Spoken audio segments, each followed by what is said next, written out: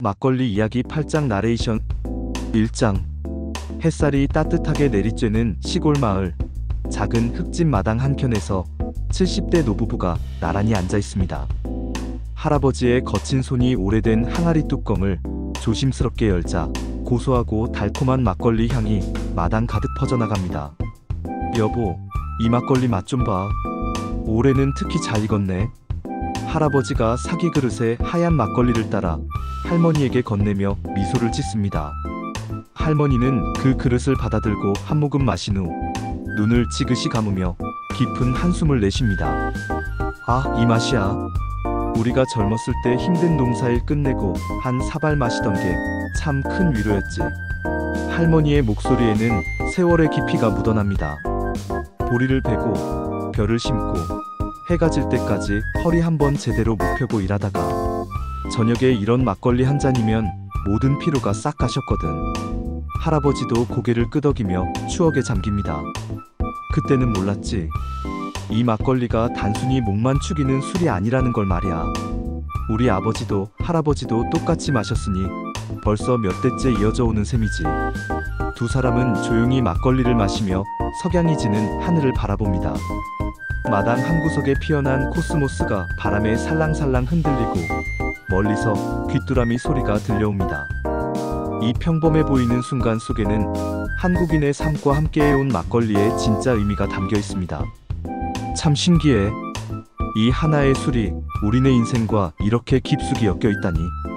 할아버지가 빈 그릇을 내려놓으며 중얼거립니다. 좋을 때나 힘들 때나 축하할 일이 있을 때나 슬픈 일이 있을 때나 항상 우리 곁에 있었잖아. 해가 완전히 지고 나서야 두 사람은 자리에서 일어납니다. 항아리 뚜껑을 다시 덮으며 할머니가 속삭입니다. 내일도 또 만나자. 우리 막걸리야. 이렇게 막걸리는 오늘도 한국인의 일상 속에서 추억을 만들고 위로를 주며 세대를 이어주는 소중한 존재로 자리하고 있습니다. 2장. 대학병원 실습실에서 돌아온 의대생 준호가 조부모님 댁 마루에 앉아 두꺼운 의학서를 펼쳐놓고 있습니다. 할아버지와 할머니는 손자가 무슨 공부를 하는지 궁금해하며 옆에 다가 앉습니다. 준호야, 뭘 그렇게 열심히 보고 있니? 할머니가 안경을 쓰고 책을 들여다보려 하자 준호가 환한 미소를 지으며 설명을 시작합니다. 할머니, 할아버지, 제가 학교에서 발효식품에 대해 연구하고 있는데요. 깜짝 놀란 사실이 하나 있어요. 우리가 평소에 드시는 막걸리가 정말 대단한 건강식품이라는 거예요. 할아버지가 의아한 표정으로 묻습니다. 막걸리가? 그냥 농사꾼들이 마시던 싸구려 술 아닌가? 준호는 책의 한 페이지를 가리키며 신나게 설명을 이어갑니다. 아니에요, 할아버지. 막걸리 속에는 단백질이 맥주의 3배나 들어있고 우리 몸에 꼭 필요한 필수 아미노산이 여러 종류나 포함되어 있어요. 특히 유산균은 요구르트 못지않게 많답니다. 유산균이라고? 그게 뭐 하는 건데? 할머니가 호기심 어린 눈으로 물어봅니다. 장 건강을 지켜주는 좋은 세균이에요. 할머니께서 늘 속이 편하다고 하시잖아요. 막걸리 덕분일 수도 있어요. 준호의 설명에 두 노인의 눈이 동그래집니다. 준호는 계속해서 책장을 넘기며 설명합니다. 그리고 비타민 B군도 풍부해서 피로회복에 좋고 식이섬유도 들어있어서 소화에도 도움이 돼요. 정말 놀라운 건 항산화 성분까지 있어서 노화 방지에도 효과가 있다는 거예요. 할아버지가 무릎을 탁 치며 감탄합니다. 그러고 보니 우리가 괜히 튼튼한 게 아니구먼. 평생 막걸리 마셔온 게 건강 비결이었나 보네. 할머니도 기뻐하며 덧붙입니다. 옛사람들이 막걸리를 농주라고 부른 이유가 있었구나. 농사꾼들의 술이 아니라 농사꾼들을 건강하게 해주는 술이었던 거야. 준호는 조부모님의 반응에 뿌듯해하며 마지막으로 한마디 더합니다. 하지만 아무리 좋은 것도 과하면 안 좋아요. 적당히 마셔야 약이 되는 거죠. 이렇게 과학과 전통이 만나는 순간 막걸리의 숨겨진 가치가 새롭게 발견되고 있습니다. 3장. 이른 아침 부엌에서 할머니가 막걸리 항아리 바닥에 가라앉은 하얀 침전물을 조심스럽게 떠내고 있습니다. 이른바 지게미라고 불리는 이 막걸리의 침전물을 할머니는 보물처럼 소중히 다루고 있습니다. 준호야, 이리 와서 이것 좀 봐라. 할머니가 손자를 부르며 그릇에 담긴 하얀 찌개미를 보여줍니다. 이게 바로 막걸리의 정수란다. 준호가 다가와서 찌개미를 자세히 살펴보며 놀라워합니다. 와, 할머니, 이거 정말 신기해요. 학교에서 배운 건데 이 찌개미가 막걸리에서 가장 영양가가 높은 부분이에요. 할머니는 능숙한 솜씨로 찌개미에 밀가루와 파, 양파를 넣고 반죽을 만들기 시작합니다. 옛날부터 우리는 이걸 버리지 않고 전을 부쳐 먹었단다. 아무것도 버릴 것 없는 게 우리 조상들의 지혜였지. 팬에 기름을 두르고 반죽을 올리자 고소한 향이 부엌 가득 퍼집니다. 준호는 할머니의 요리 솜씨를 감탄스러워하며 지켜봅니다. 할머니, 정말 대단해요. 이 찌개미에는 효모균이 그대로 살아있어서 소화효소 역할을 하고 단백질 함량도 막걸리보다 훨씬 높아요. 특히 필수 아미노산이 완전 단백질에 가까울 정도로 균형 잡혀 있다고 배웠어요. 할머니가 찌개미전을 뒤집으며 미소를 짓습니다. 그래, 우리는 그런 어려운 건 몰라도 이걸 먹으면 속이 편하고 기운이 난다는 건 알고 있었단다. 전이 노릇노릇하게 익자 할머니는 준호에게 첫 조각을 건네줍니다. 자, 먹어봐라. 이게 바로 할머니표 영양제야. 준호가 한 입 베어 물자 고소하면서도 담백한 맛이 입 안가득 퍼집니다. 정말 맛있어요. 이런 게 진짜 슬로우 푸드이자 건강식품이네요. 할머니는 뿌듯한 표정으로 준호를 바라보며 말합니다. 음식은 맛도 맛이지만 정성과 지혜가 들어가야 진짜 몸에 좋은 법이란다. 우리 조상들이 아무것도 버리지 않고 모든 것을 소중히 여긴 것처럼 말이야. 이렇게 막걸리의 찌개미 하나에도 깊은 지혜와 영양학적 가치가 숨어 있음을 할머니와 손자는 따뜻한 아침 식사를 통해 다시 한번 확인하게 됩니다. 사장. 마을 경로당 오후 3시 어르신들이 하나둘씩 모여들기 시작합니다. 오늘따라 분위기가 더욱 화기애애한 것은 김할아버지가 직접 빚은 막걸리를 가져왔기 때문입니다. 자, 오늘은 우리가 특별한 손님을 모셨네. 김할아버지가 막걸리 병을 테이블에 올리며 활짝 웃습니다. 집에서 정성스럽게 빚은 막걸리로 건강을 나누어 보자고. 박할머니가 손뼉을 치며 기뻐합니다. 아이고, 이거 참 반갑네. 요즘 시중에서 파는 막걸리도 좋지만 역시 집에서 빚은 게 최고지. 조심스럽게 막걸리를 따라 나누며 이야기꽃이 피어납니다. 이 할아버지가 한 모금 마시고 감탄사를 내뱉습니다. 아, 이 맛이야. 막걸리 덕분인지 아직도 내장이 튼튼해. 80이 넘었는데도 소화불량이란 걸 모르겠어. 최할머니가 맞장구를 칩니다. 맞아. 나도 마찬가지야. 젊었을 때부터 막걸리를 조금씩 마셔왔는데 변비 같은 걸로 고생해 본 적이 없어. 아마 막걸리 속에 장에 좋은 것들이 많이 들어있나 봐. 정할아버지가 고개를 끄덕이며 자신의 경험담을 들려줍니다. 내가 지난달에 병원에 갔더니 의사 선생이 그러더라고. 나이에 비해 장내 환경이 좋다고 말이야. 뭔가 특별한 걸 먹느냐고 물어보길래 막걸리 이야기를 했더니 관심을 보이더라고. 어르신들은 서로의 경험담을 나누며 웃음소리가 끊이지 않습니다. 강할머니가 덧붙입니다. 옛날 우리 어머니들이 막걸리를 원기주라고 부른 이유가 있었나봐. 원기를 돋우어주는 술 말이야. 김할아버지가 막걸리를 한 모금 더 마시며 말합니다. 막걸리 속에는 식이섬유도 많고 몸에 좋은 균들도 살아있다고 하더라고. 그러니까 우리가 이렇게 건강한 거 아니겠어? 그래. 하루에 한 잔씩 친구들과 함께 나누어 마시니까 몸도 마음도 건강해지는 것 같아. 박할머니의 말에 모든 어르신들이 고개를 끄덕입니다. 해가 서쪽으로 기울어갈 때까지 어르신들의 이야기는 계속됩니다. 막걸리 한 잔이 만들어내는 건강한 웃음소리, 그것이야말로 진짜 장수의 비밀인지도 모릅니다. 5장. 마을 보건소 앞 벤치에서 두 어르신이 마주 앉아 진지한 대화를 나누고 있습니다. 한 분은 최근 통풍 진단을 받은 윤할아버지, 다른 한 분은 오랫동안 간 건강을 걱정해온 서할아버지입니다. 서형, 나 큰일 났네.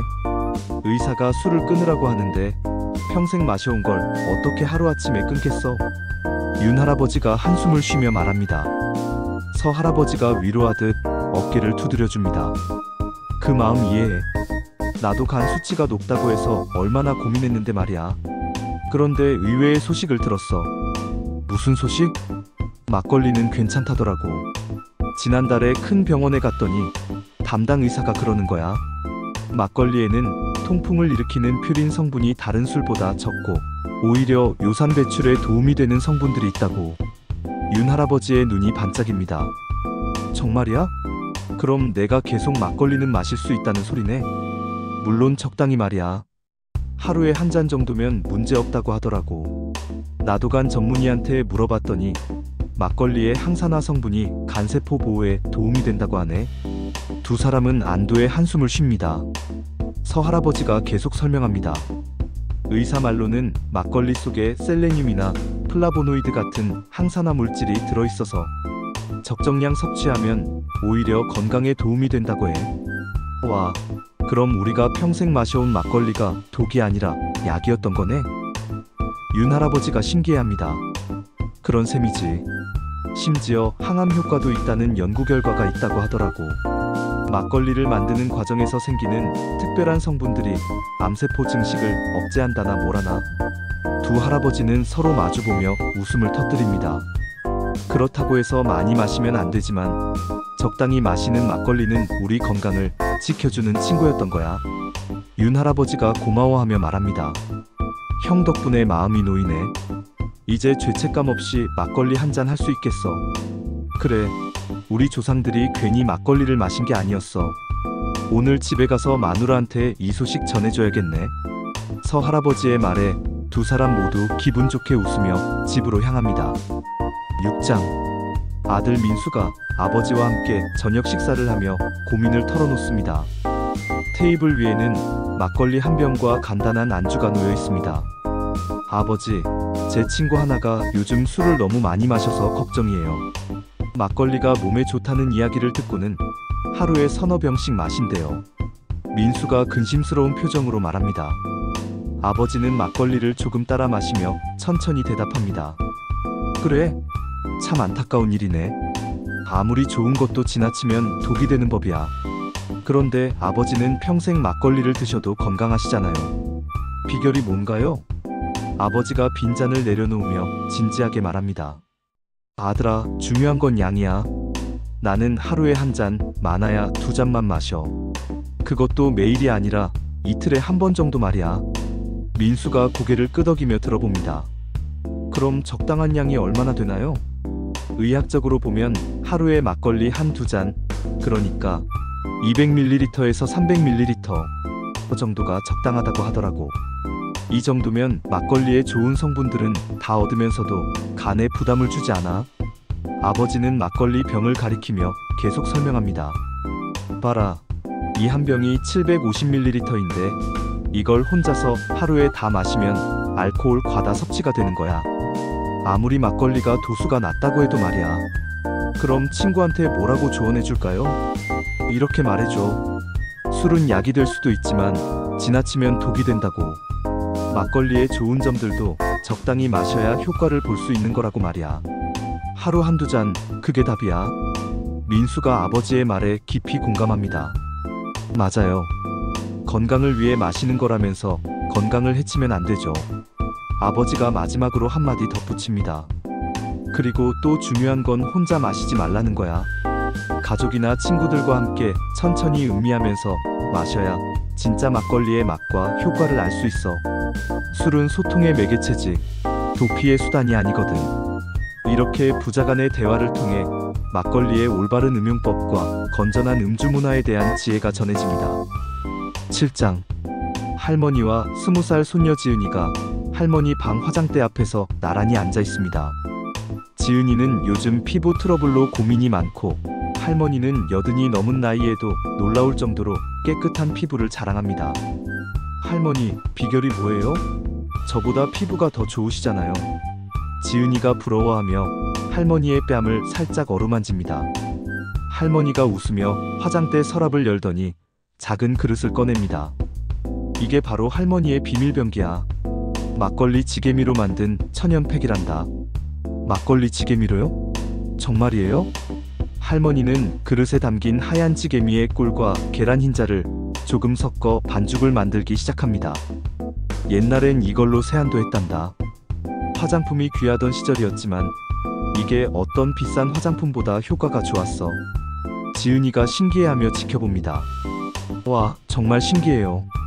할머니는 언제부터 이렇게 하셨어요? 내가 너만 할 때부터야. 우리 어머니한테 배웠는데 그 어머니도 또 그 어머니한테 배우셨다고 하시더라고. 대대로 내려오는 비법인 셈이지.